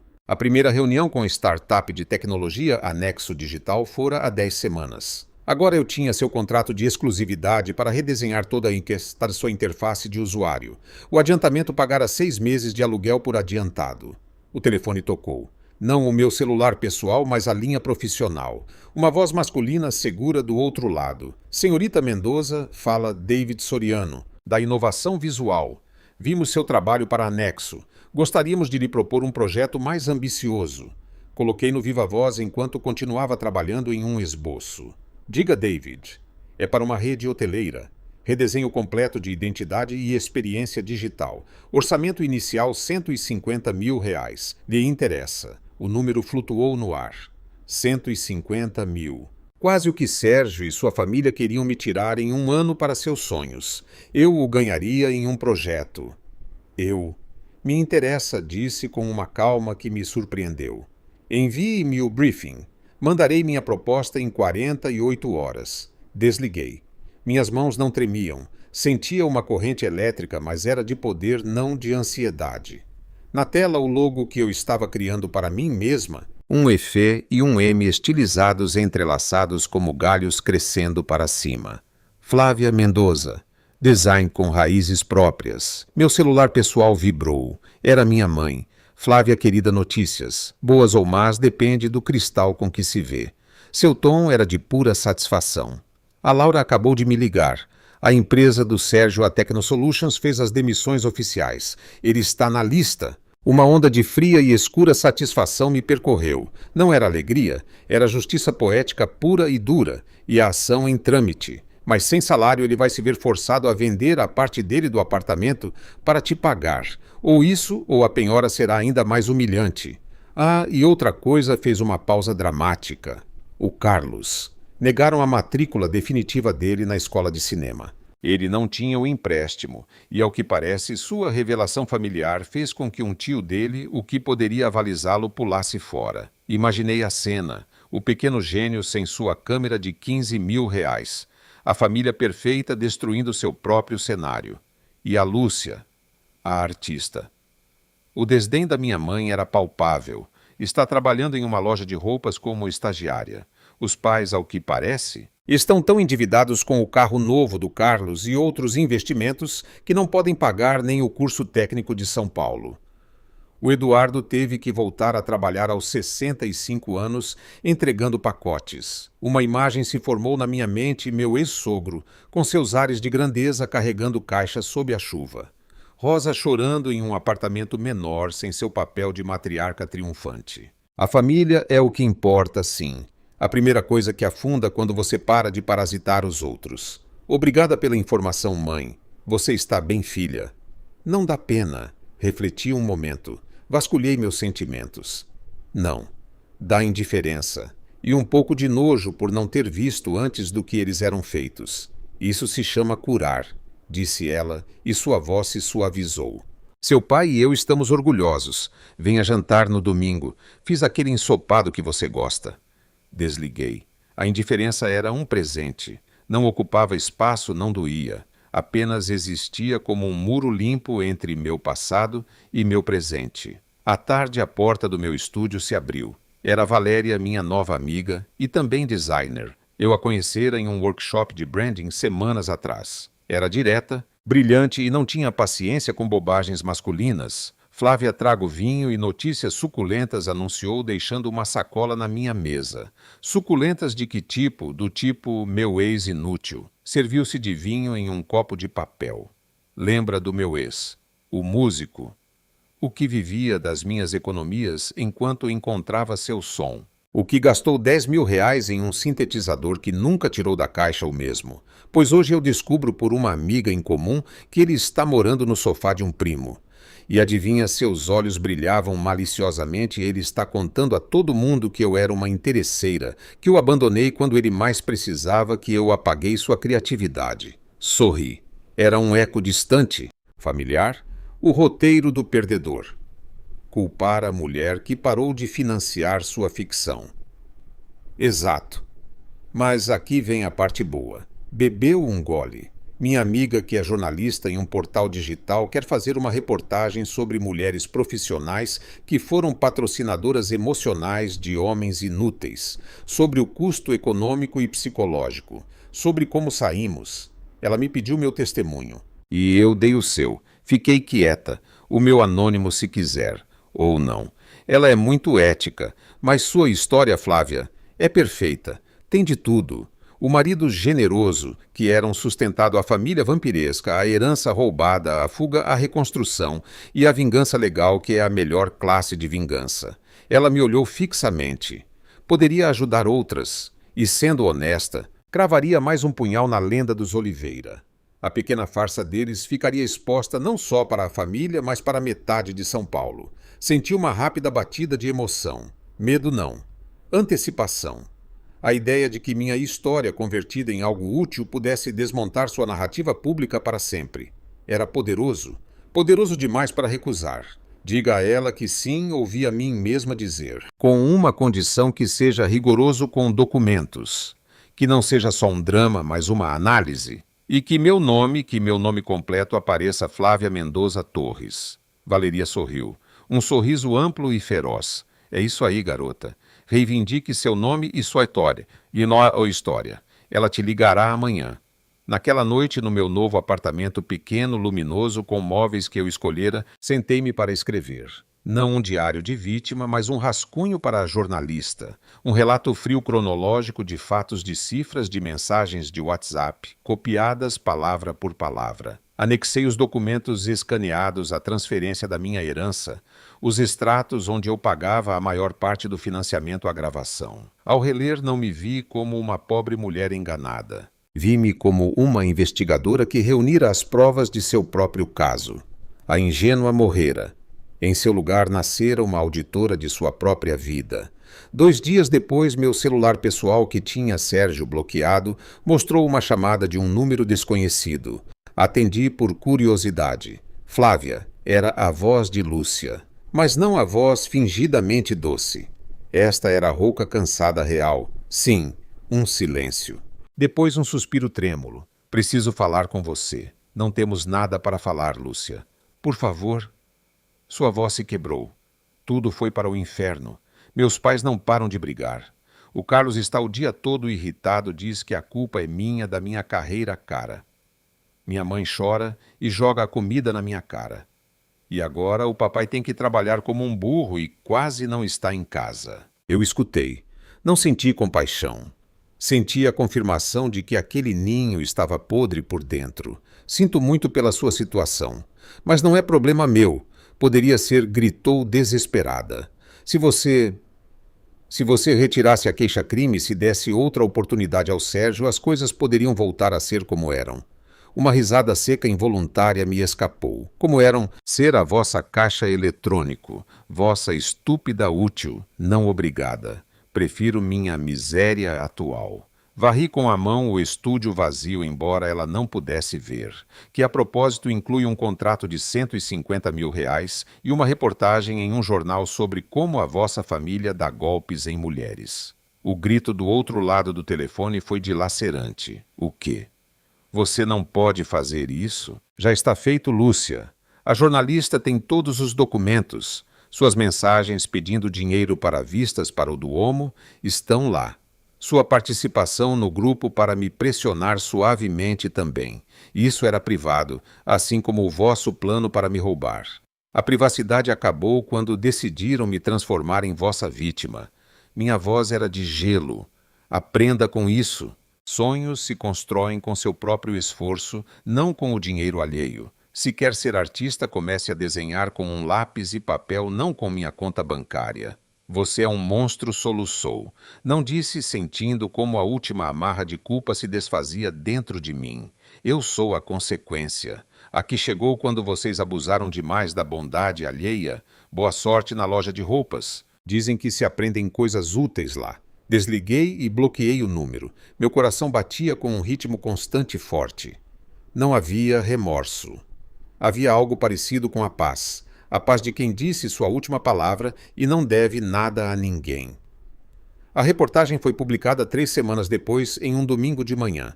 A manchete era contundente: patrocinadoras do ego alheio. A fatura emocional de sustentar os sonhos de outra família. Minha história com meu nome e sobrenomes ocupava a seção central. A jornalista fora brilhante. Misturou meu testemunho com dados de estudos sobre abuso econômico no relacionamento com análises de advogados como Laura.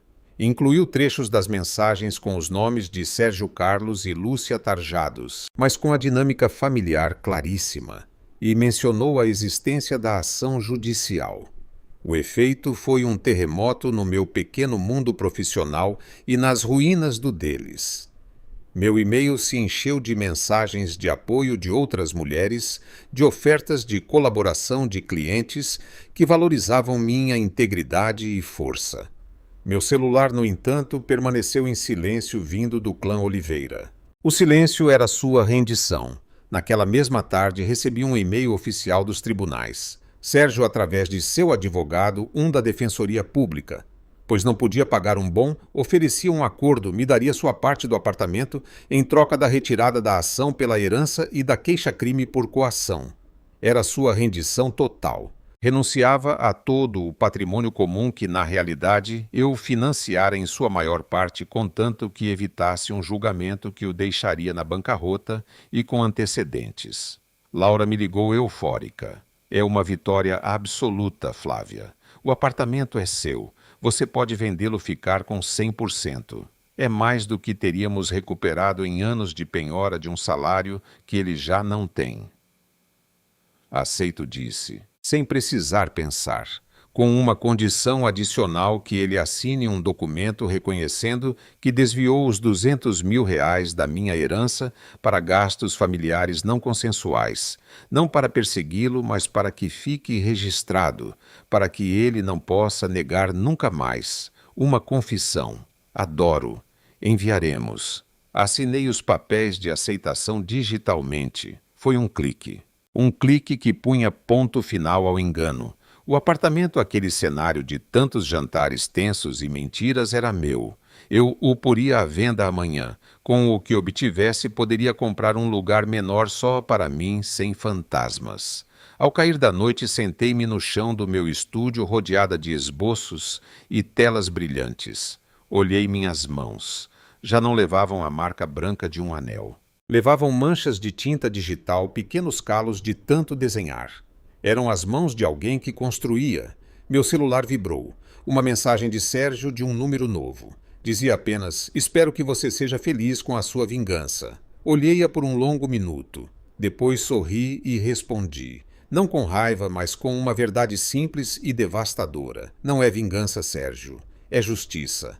E minha felicidade não depende da sua desgraça, mas da minha liberdade. Algo que você nunca me deu e que eu agora tomei.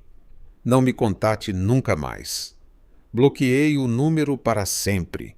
Desta vez. Levantei-me e me aproximei da janela. São Paulo piscava lá embaixo, cheia de luzes e de vida, de possibilidades que não dependiam da aprovação de nenhum homem, nem dos sonhos caros de nenhuma família alheia. Flávia Mendoza Torres estava sozinha, e pela primeira vez em muitíssimo tempo essa solidão não se parecia em nada com solidão. Parecia-se com liberdade, e sabia a futuro. Um ano depois, o cheiro de café recém-feito na minha própria sala era o aroma da vitória cotidiana. Não a vitória estridente da vingança, mas a silenciosa e profunda da autonomia. No meu apartamento no bairro da Graça, com luz natural banhando as plantas que eu aprendera a cuidar, repassava as contas do meu estúdio. Flávia Mendoza Design tinha agora 3 clientes fixos e uma lista de espera. A mesa digitalizadora comprada com o dinheiro do anel pagara seu custo 20 vezes. A campainha tocou. Era um entregador com um envelope grosso oficial. Reconheci-o instantaneamente, o documento final do fórum. Abri-o lentamente, saboreando o momento. Dentro estavam as páginas finais da sentença de divórcio já transitada em julgado e inapelável. E um cheque. A venda do apartamento que fora nosso se completara. Após pagar o financiamento, me restavam R$ 350.000 livres. Um capital. Meu celular vibrou. Era Laura, minha advogada. Sua voz soava eufórica mesmo através do fone. Flávia, não é só o dinheiro. Acabo de desligar com o Fórum Criminal a queixa-crime por coação. Sérgio a evitou por um triz aceitando um acordo de última hora, mas tem uma anotação em seu histórico. E ele assinou a confissão sobre a herança. Está arquivado. Se em 10 anos ele tentar se candidatar a um cargo público ou pedir um crédito importante, isso vai aparecer. É uma mancha permanente. Um sorriso lento se desenhou em meus lábios. Não era ruidoso, mas era satisfatório. Sérgio, com sua necessidade patológica de parecer impecável, levaria aquela mancha como a marca de Caim. E a situação atual dele, Laura soltou um bufo que era toda uma crônica. Segundo minhas fontes, está dividindo apartamento com outros 3 caras na periferia. Trabalha como vendedor para uma empresa de telefonia com um salário base miserável. Sua família, bem, ele já não é o filho de ouro. Depois da reportagem e de todo mundo saber que ele torrou sua herança, ele se tornou a ovelha negra. Eduardo mal fala com ele. Rosa o segue justificando, mas com a boca pequena, porque agora ela depende da aposentadoria de Eduardo, que trabalha como entregador. Desliguei saboreando a justiça poética. Não eram tragédias épicas, eram derrotas cinzentas cotidianas. As que mais doem. A humilhação da mediocridade forçada. Minha mãe Isabela chegou meia hora depois com uma marmita que cheirava à minha infância. Para que você não viva à base de saladas, e orgulho disse, beijando-me na bochecha. Seu olhar perscrutou meu rosto buscando sinais. Só encontrou paz. Está bem? Estou bem, confirmei, servindo 2 copos d'água. Sentamo-nos à mesa da cozinha pequena, mas só minha. Acabou de chegar o cheque e a sentença final. Isabela assentiu sem se alegrar demais. Para ela, a vitória legal era um fato, não um triunfo. E você o que fará com o dinheiro? 3 partes, disse com uma segurança que me encheu de orgulho. Eu guardo. Outra eu invisto no estúdio. Vou contratar uma estagiária, uma garota recém-saída da faculdade de design. Pagarei um salário digno. Fiz uma pausa. E a terceira, viajarei para o Japão. A viagem que sempre adiamos para economizar. O brilho nos olhos da minha mãe foi minha melhor recompensa. Essa é minha filha. Usa seu dinheiro para construir seu futuro, não para pagar os sonhos quebrados de outros. Falaram de Carlos e Lúcia. Carlos, após não conseguir seu curso, tentara trabalhar como assistente de produção em uma produtora. Durou 2 semanas. Muito horário, pouca criatividade, segundo disse. Agora, segundo me contou minha mãe com ironia fina, ele distribui panfletos na rua, o futuro Spielberg, com um colete refletor e um punhado de folhetos. Lúcia, por sua vez, seguia na loja de roupas. Abandonara a ideia de Florença e se inscrevera, enfim, no curso técnico público de São Paulo, pagando-o ela mesma com seu salário de estagiária. Talvez seja o melhor que lhe pôde acontecer, refletiu Isabela. Tocar o chão ainda que à força. Não senti pena. Senti que o universo, às vezes, impõe seus próprios equilíbrios. 2 semanas depois, em um café no centro onde me reunia com um cliente em potencial, o passado sentou-se a 2 mesas de distância. Era Rosa. Eu a vi antes que ela me visse. Havia envelhecido 10 anos em um. Usava um casaco fora de moda e suas mãos, sempre cheias de anéis baratos, mas chamativos, estavam nuas. Tomava um café puro, olhando fixamente a mesa. Eu poderia ter ido embora. Poderia ter olhado para o outro lado, mas eu já não era a Flávia que fugia de conflitos. Eu era a dona da minha vida, do meu tempo, do meu espaço. E aquele café era meu escritório ocasional. Não ia cedê-lo. Levantei-me e me aproximei de sua mesa.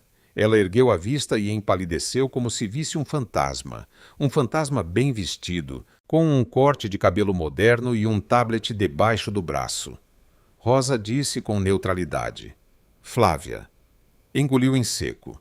Seus olhos desceram para minha bolsa, para minha roupa, avaliando, comparando. Você está com boa aparência.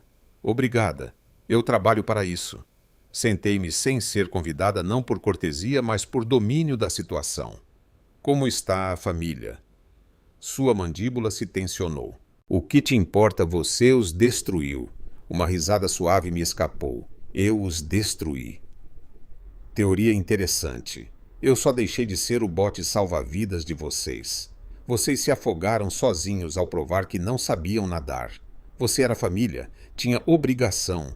Seu sussurro era áspero, carregado de rancor. Não disse, mantendo a voz baixa, mas firme. Eu tinha a obrigação de ser fiel ao meu marido, não de sustentar seus irmãos adultos. A obrigação de Rosa e Eduardo era criar filhos independentes não parasitas. E a obrigação de Sérgio era ser honesto com sua esposa, não vê-la como um plano de previdência. Inclinei um pouco a cabeça. Vocês falharam em todas. E eu paguei o preço. Até que parei de pagar. Ela olhou para o café, suas mãos trêmulas. Agora estamos mal. O Eduardo com dores nas costas de carregar caixas. O Carlos arrasado. O Sérgio, meu Sérgio, nem vem almoçar aos domingos. Diz que está ocupado. Tem vergonha. A vergonha é um bom começo, disse sem um pingo de compaixão. Talvez com isso algum de vocês aprenda algo, ainda que à força. Você não tem nem um pouco de piedade. Seus olhos agora sim tinham lágrimas reais de derrota. Não de manipulação, refleti. Piedade, não. Mas te darei um conselho, Rosa. Grátis. Pare de olhar para os outros como fontes do que lhes falta. Olhe para seus filhos e exija que eles se levantem sozinhos. E você levante a cabeça. A dignidade não está no que te dão, mas no que você é capaz de construir por si mesma, mesmo que seja pouco, mesmo que seja distribuindo panfletos ou dobrando camisetas. Levantei-me. Ela não disse nada. Apenas me olhou com uma mistura de ódio e de uma compreensão tão amarga que quase podia ser saboreada. Adeus, Rosa, disse. E fui embora pagando meu café no balcão antes de sair para a luz da manhã paulistana. Não olhei para trás. Já não havia nada atrás de mim que valesse a pena. A última peça do acerto de contas chegou inesperadamente na forma de uma solicitação de conexão no LinkedIn. Era de Lúcia Oliveira. A mensagem dizia: Oi, Flávia. Sei que não tenho direito de te pedir nada. Só queria dizer que estou terminando o curso de design gráfico. Tirei nota máxima em tipografia e consegui um estágio em um estúdio pequeno, mas é de verdade. Obrigada bem por nada, suponho. Mas, de algum modo, sua ruptura me fez despertar. Lúcia. Li 2 vezes. Não havia súplica, não havia censura. Havia um vislumbre de orgulho cansado de crescimento forçado. Não respondi, mas não a apaguei. Deixei a solicitação ali como um lembrete de que, mesmo dos solos mais lamacentos, às vezes pode brotar algo com raízes próprias. Na véspera da minha viagem ao Japão, jantei com meus pais em sua casa. Meu pai Miguel ergueu sua taça. A minha filha que converteu as pedras que lhe atiraram nos alicerces de seu próprio castelo. Brindamos. O carinho na sala era tangível, cálido e incondicional. Nervosa com a viagem, perguntou minha mãe depois, enquanto lavávamos os pratos juntas como sempre. Um pouco, mas é um nervosismo bom. O da aventura própria, não emprestada.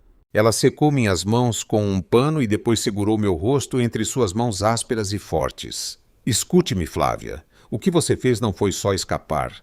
Foi uma revolução.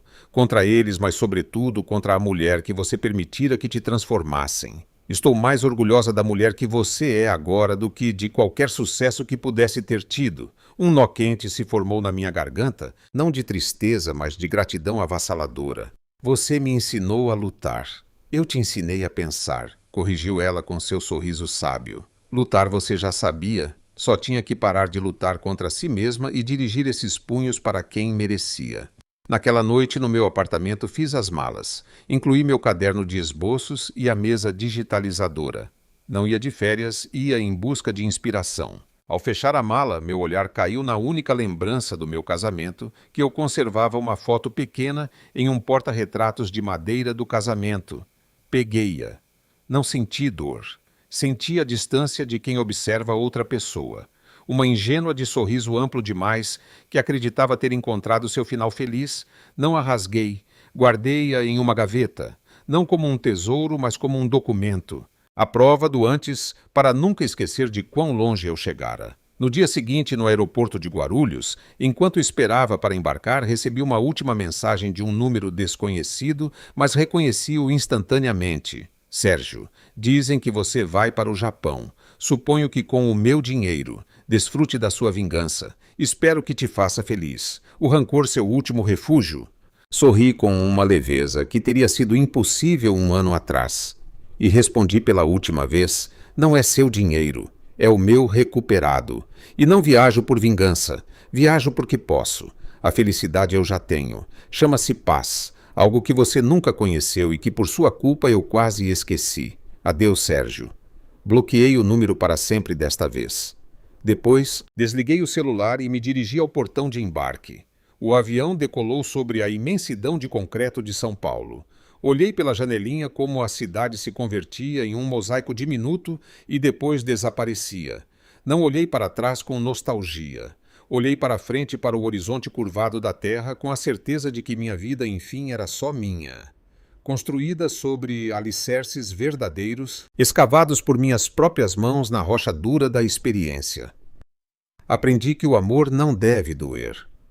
E que às vezes dizer não é o maior ato de amor próprio. Aprendi que família não é a que exige sacrifícios, mas a que te ajuda a florescer.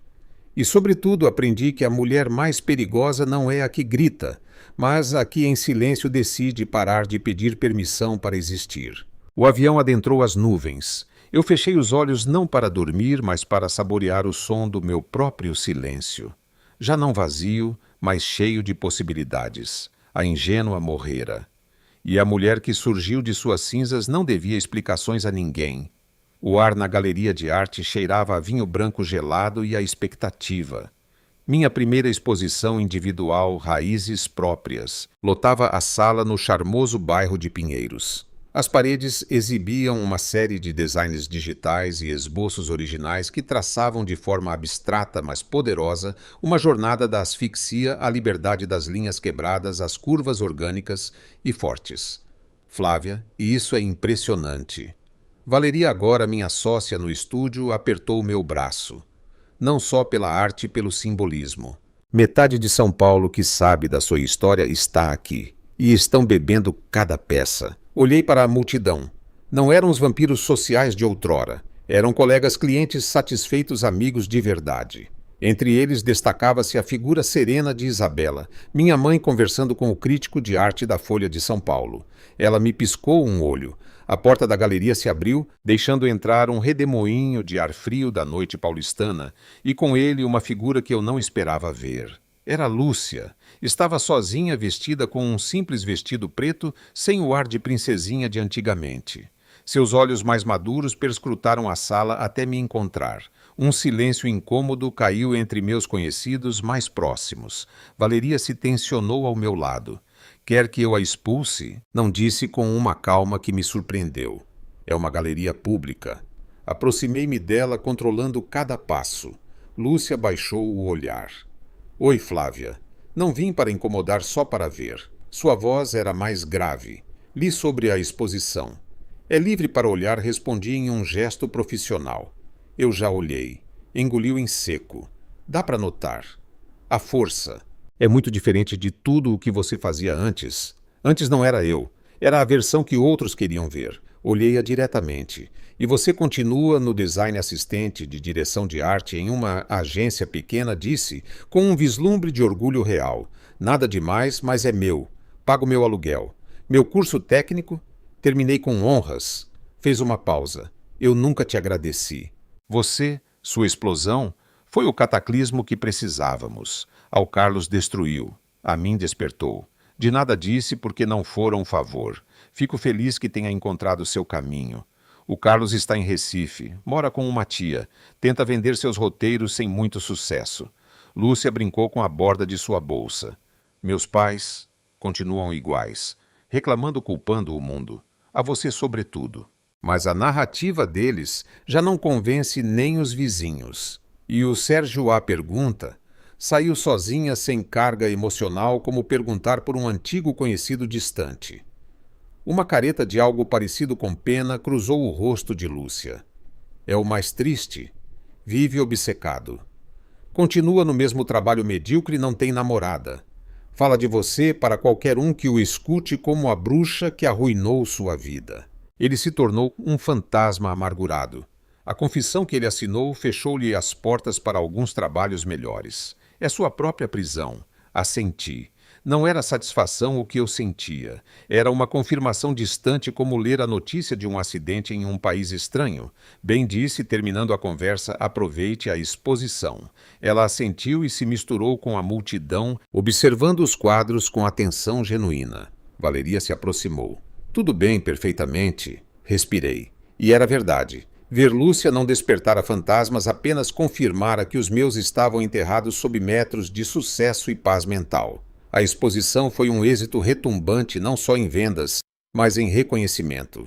No final da noite, o crítico de arte se aproximou com Isabela a seu lado. Senhorita Mendoza, seu trabalho tem uma narrativa visceral. Há um antes e um depois muito marcante. Uma libertação técnica e emocional. Obrigada, disse, aceitando o elogio sem falsa modéstia. Eu trabalhara como uma mula por esse depois. Isabela me passou um braço pelos ombros. Minha filha sempre teve esse talento. Só precisava de espaço para respirar. Mais tarde, no apartamento de Isabela e Miguel, celebramos com um jantar íntimo. Meu pai ergueu sua taça pela artista, mas sobretudo pela mulher que soube se reconstruir com os escombros que outros lhe deixaram. Por nós, acrescentou minha mãe, seu olhar brilhando. Por esta família de verdade que se apoia sem afogar. Brindamos. O carinho era quente e sólido, um porto seguro depois de uma longa tempestade. Sabe o que a mãe da Lúcia me disse hoje? Comentou Isabela enquanto petiscava queijo. Eu a encontrei no mercado. Ela me olhou com aquele rancor rançoso, mas não disse nada. No final murmurou, pelo menos a filha dela é feliz. E foi embora. E você o que disse? Perguntei curiosa. Nada, sorriu Isabela. Porque é verdade. E essa é a melhor resposta. Sua felicidade é sua vitória final. Você não precisa gritá-la. Ela resplandece. Eles tinham razão. Meu sucesso não era a vingança. Meu sucesso era minha vida, um estúdio próspero, uma casa que eu amava, viagens que alimentavam minha alma e um círculo de afeto genuíno. A paz, essa mercadoria tão escassa, era meu maior luxo. Alguns meses depois, recebi uma notificação no LinkedIn. Era uma solicitação de contato de Sérgio. Não de um perfil profissional decente, mas de um quase vazio com uma foto desfocada. A mensagem anexa dizia: Flávia, sei que não devo escrever. Só queria que soubesse que vendi a última lembrança que me restava de nós, o relógio do casamento, para pagar uma dívida. Eu me perguntava, agora que você triunfou, não poderia considerar.